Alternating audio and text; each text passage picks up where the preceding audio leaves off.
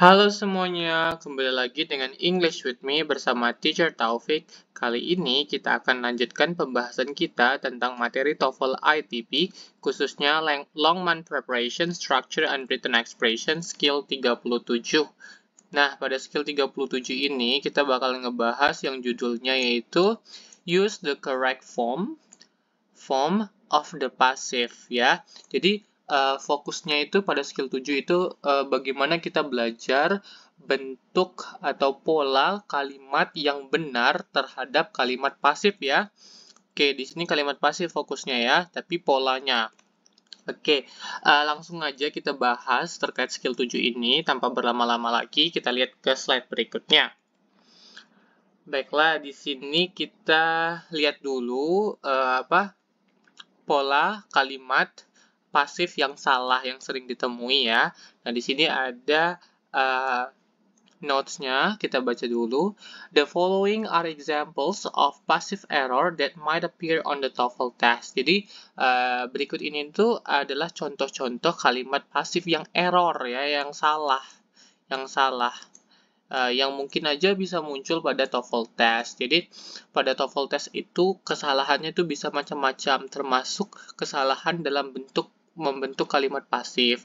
Nah, untuk kalimat pasif ini, kita harus mengetahui gimana polanya atau correct form, bentuk yang benarnya, agar kita tahu kalau ada kalimat pasif di kalimat itu, pada saat tes TOEFL itu, kita tahu ini salah, berarti kita tahulah itu kesalahannya. Disitulah jawabannya ya, untuk written expression ya, khusus untuk written expression. Oke, kita lihat dulu number one, contoh pertama di sini. The portrait was painting by a famous artist. Nah, sebelumnya kan udah beberapa kali kita bahas kalimat pasif ya. Kalimat pasif itu udah kita ketahui bahwa kalimat pasif itu yang utamanya itu adalah ada to be atau auxiliaries atau helping verb to be ya, seperti am, is, are, was, were, itu diikuti kata kerja bentuk ketiga atau past participle. Nah, di sini jelas-jelas bukan past participle atau verb ketiga. Yang painting berakhiran ing disebut present participle atau verb ing ini ya, verb ing. Sedangkan kita butuh verb ketiga. Jadi, di sini udah benar nih ada be-nya nih. Atau udah ada to be-nya ya, udah benar.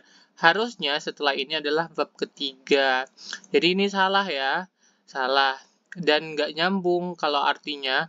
Kalau diartiin gambar itu sedang menggambar oleh seorang artis terkenal atau seniman terkenal. Gak nyambung kan? Gambar itu kan suatu benda. Apakah benda nyambung atau make sense nggak benda itu melakukan sesuatu? Tidak ya. Pada umumnya benda itu menerima aksi atau perbuatan dari orang lain ya. Tapi benda itu tidak melakukan aksi ya. Pada umumnya dia menerima aksi. Makanya kalimatnya ini harus jadi pasif. Gimana benarnya? Biar benarnya harusnya verb ing-nya ini kita ubah jadi verb ketiga atau past participle dari painting atau paint itu adalah painted berakhiran ed. Ini udah benar. Kalau ini udah benar pakai verb ketiga atau disebut juga past participle. Nah, kalau dibaca lengkapnya kalimatnya seperti ini. The portrait was painted by a famous artist, yang artinya gambar itu dilukis oleh seorang seniman terkenal. Jadi maknanya kalau pasif itu dia dilukis, bukan melukis lagi. Nggak mungkin gambar melukis dirinya sendiri ya, tapi dilukis. Oke, oleh orang lain, yaitu dari famous artist. Oke, kita lanjut ke contoh berikutnya di bawah sini.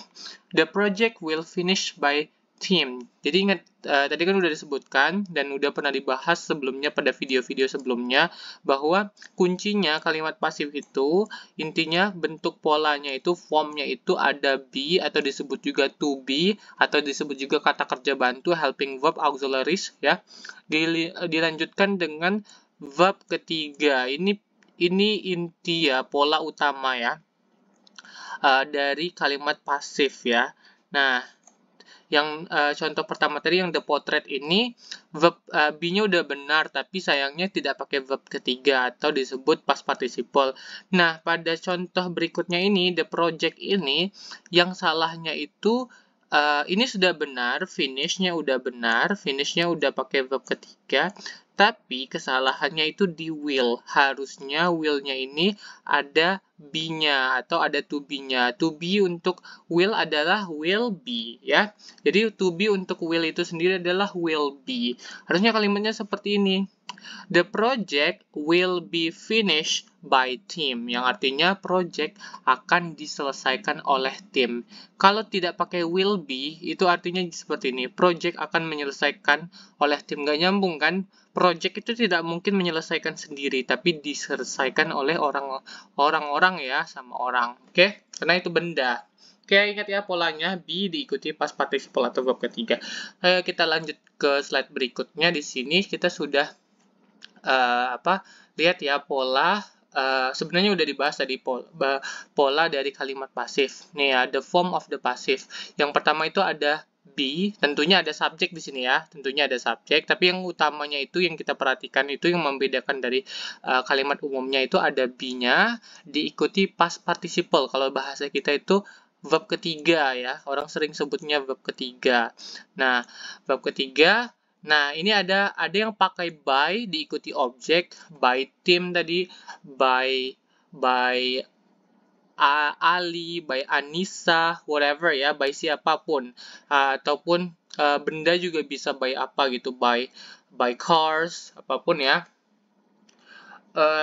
Nah, by-nya ini kenapa dibuat tanda kurung seperti ini? Karena dia sifatnya opsional. Yang dimaksud opsional tuh terkadang dalam kalimat pasif itu boleh-boleh saja by-nya itu dibuang atau frase by-nya itu nggak ada. Oke, misalnya the house was built in 1995. Nah itu artinya rumah dibangun pada tahun 1995.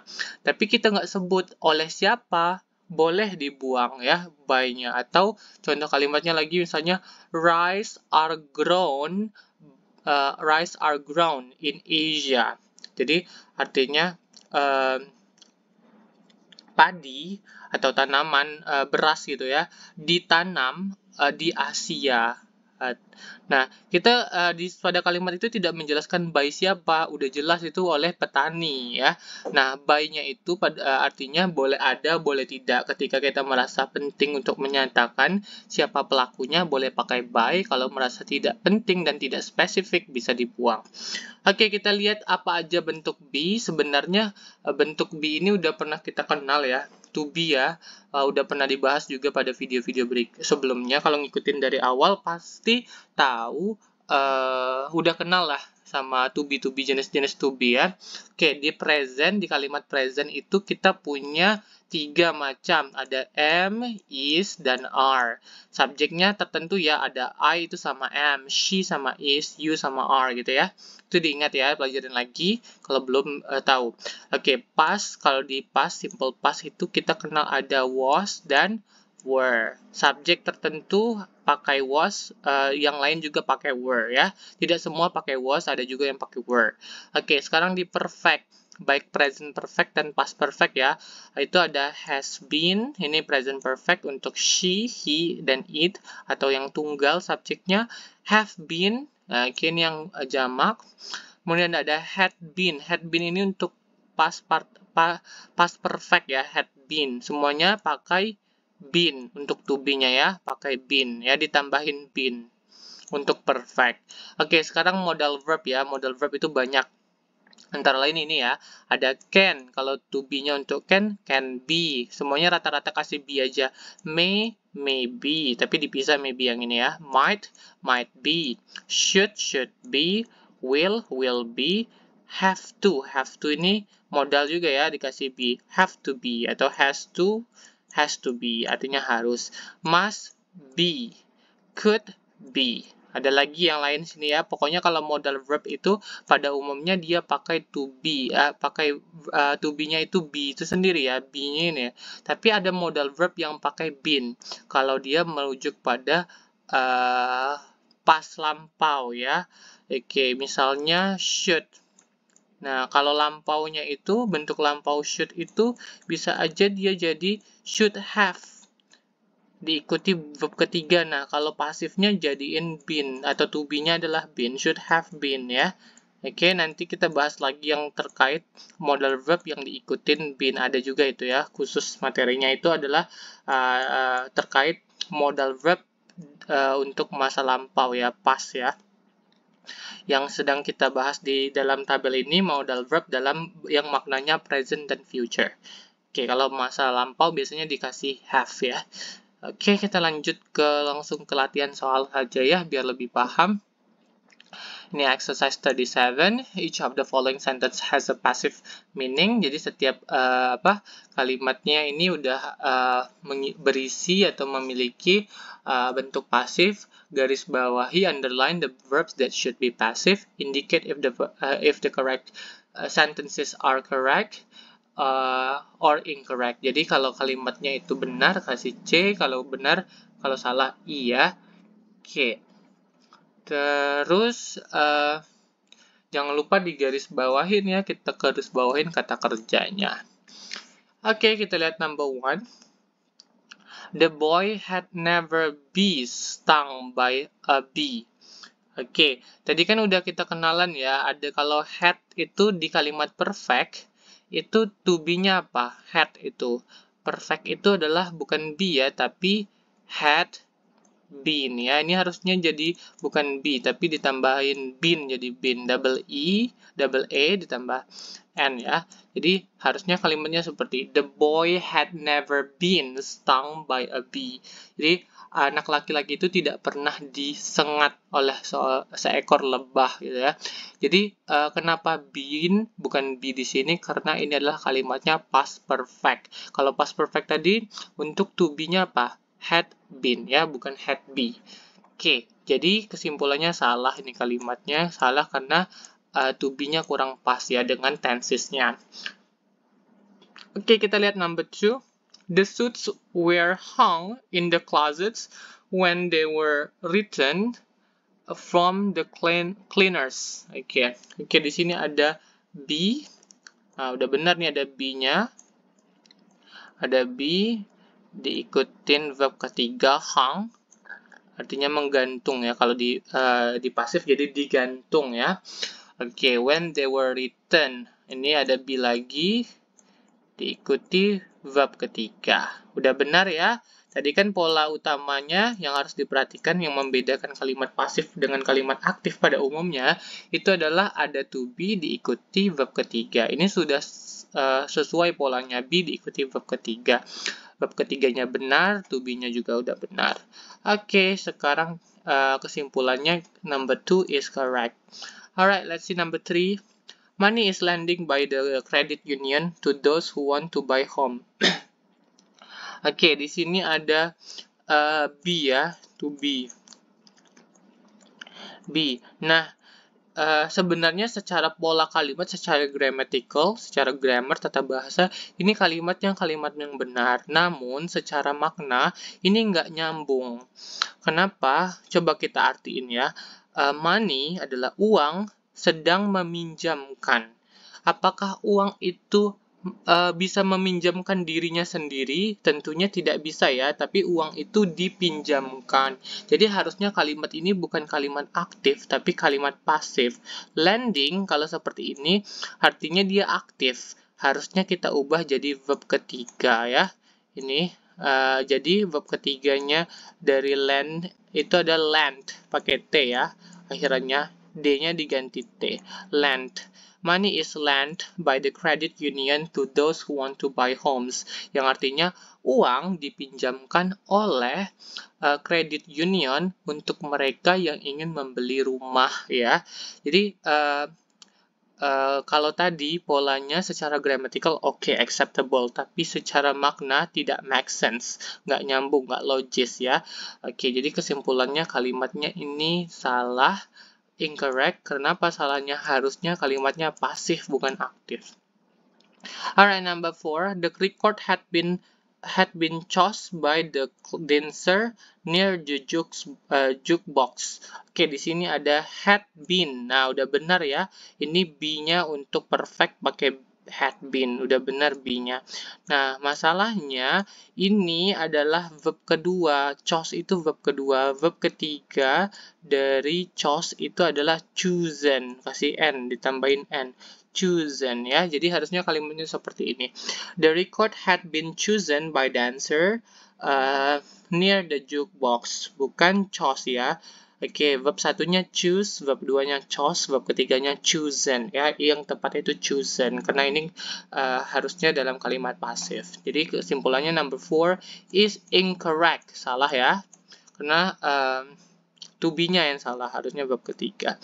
Alright, let's see number 5. The project for your research paper should have been approved by your advisor. Nah, ini yang tadi saya barusan jelaskan bahwa sometimes terkadang modal verb itu kalau dalam lampau itu tidak pakai be, bukan lagi should jadi should be, tapi kalau dia dalam bentuk pastnya itu dikasihin have, jadi should have ya. Nah, should have merupakan bentuk lampau dari modal verb should ya. Nah, karena dia udah lampau, bukan lagi should have be ya, tapi to be-nya bukan pakai be lagi, tapi diubah jadi pakai been ya. Should have been, begitu ya kalimatnya. Ini kalimat yang benar. Approve adalah verb ketiganya dikasih akhiran ed. Jadi ini ya, sepanjang ini disebut to be-nya, modal auxiliaries dengan be-nya. B-nya been, diikuti verb ketiga. Kenapa ini katanya tadi modal verbs itu harus to be-nya be?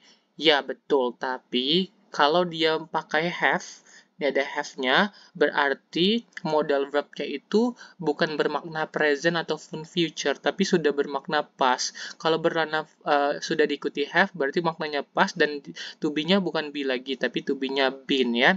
Itu bukan hanya berlaku pada should have ya, tapi bisa berlaku juga dengan kalimat lain. Misalnya could have been ya, itu ya.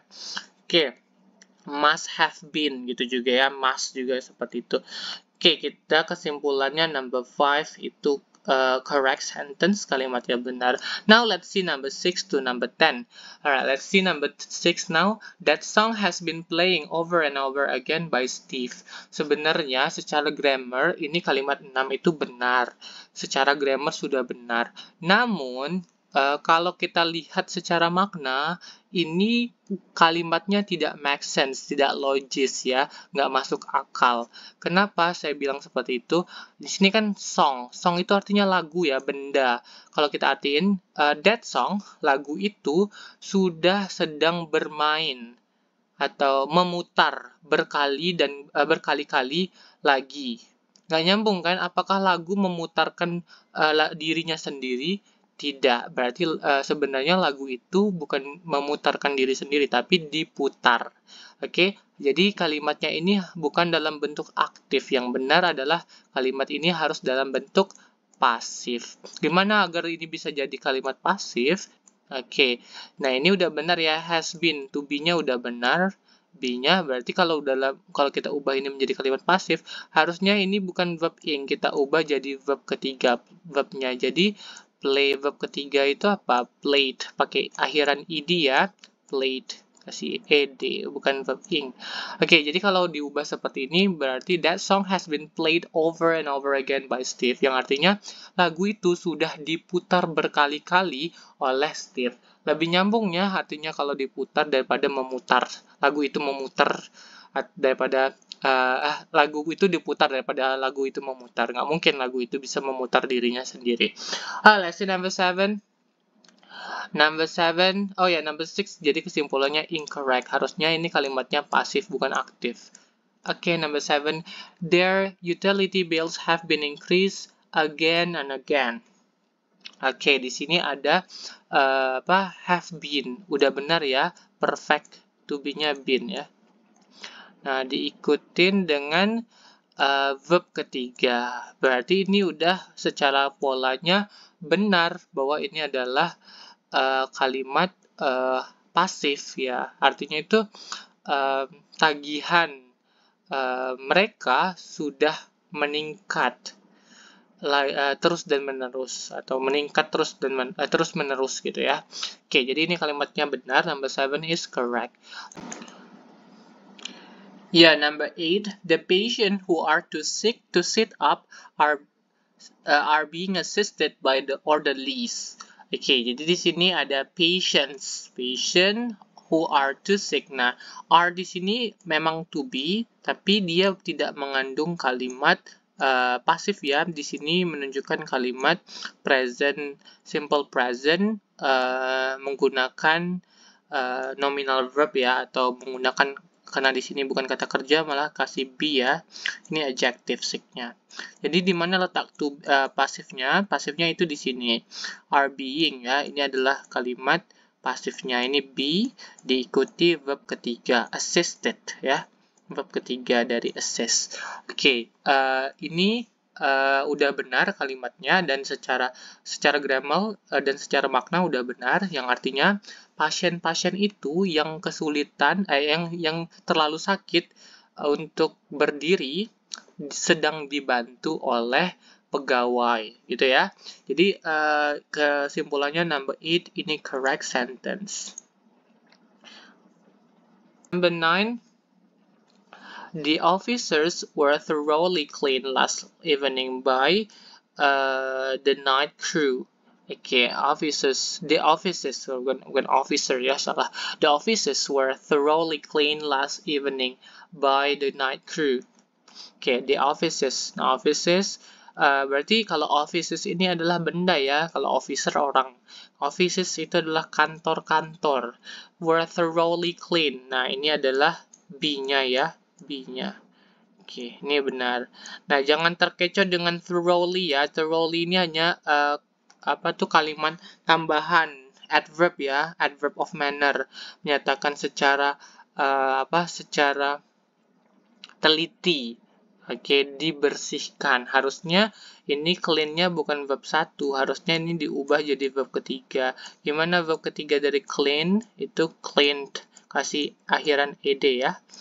Oke, jadi kesimpulannya number 9 itu salah, karena verb ketiganya untuk kalimat pasif itu harusnya ini pakai verb ketiga karena ini kalimat pasif, tapi di sini pakai verb 1. Okay, incorrect sentence. Alright, let's see number 10. The car that was struck in the intersection yesterday is being repaired today. Okay, the car that was stuck in the... Okay, di sini ada was. Okay, ini be ya. Diikuti verb ketiga, struck. Okay. Nah, ada dua, bahkan ada dua kalimat pasifnya. Di sini ada be lagi. Kenapa dikasihin being? Karena ini adalah kalimat present continuous. Kalau continuous boleh dikasihin being lagi ya. Oke, setelah to be-nya. Nah, repaired ini verb ketiganya. Oke, dan ini baik secara makna, secara grammar dan secara makna sudah benar ya. Yang artinya the car that was struck in the intersection yesterday is being repaired. Jadi mobil yang ditabrak ya kemarin sedang diperbaiki hari ini. Oke, kalimatnya benar ya. Correct sentence. So that's all for our lesson today. Itu saja ya yang kita dapat bahas kali ini. Jika kalian memiliki pertanyaan, bisa tinggalkan di kolom komentar. Nantikan pembahasan-pembahasan materi bahasa Inggris lainnya di channel ini. Kita bakalan bahas bukan hanya TOEFL, tapi English secara umumnya ya. Nanti ada General English dan lain sebagainya. Jangan lupa di like, comment, dan subscribe. Terima kasih, sampai jumpa kembali.